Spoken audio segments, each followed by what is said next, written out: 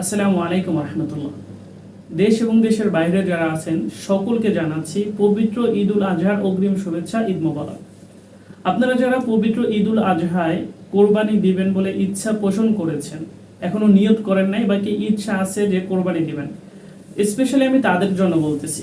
যারা কোরবানি দিবেন নিয়ত করেছেন বা নিয়ত করবেন, আপনাদেরকে বলি, আপনারা যদি কোরবানি দেন তাহলে কোরবানিটা একমাত্র আল্লাহর জন্য দিবেন।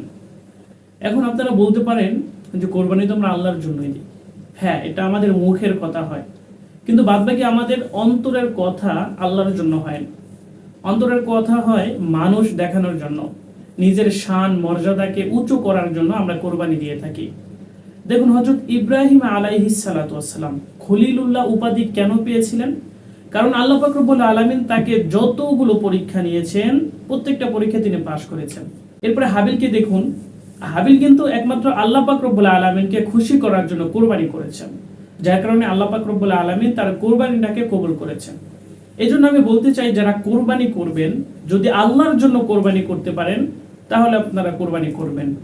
যদি মানুষকে দেখানোর জন্য কোরবানি করার কোনো ইচ্ছে থাকে বা নিয়ত থাকে যে এবার এলাকার ভিতরে সব থেকে বড় কোরবানিটা আমি দেব, বা বড় পশু আমি ক্রয় করব, সব থেকে দামি, মোটা, তাজা, দেখতে সুন্দর, সুদর্শন একটা পশু আমি ক্রয় করব, যদি এরকম নিয়ত থাকে তাহলে এই নিয়তটাকে আপনি অতি দ্রুত চেঞ্জ করুন।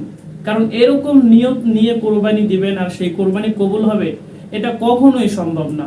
কারণ ইসলামের ইতিহাসে, নবী রসুলগণদের ইতিহাসে এরকম কোনো নজির নাই যারা মানুষকে দেখানোর জন্য কোরবানি করেছেন এবং তাদের কোরবানিটা কবুল হয়েছে। যদি এরকমই হতো তাহলে তো কাবিলের কোরবানি কবুল হয়ে যেত।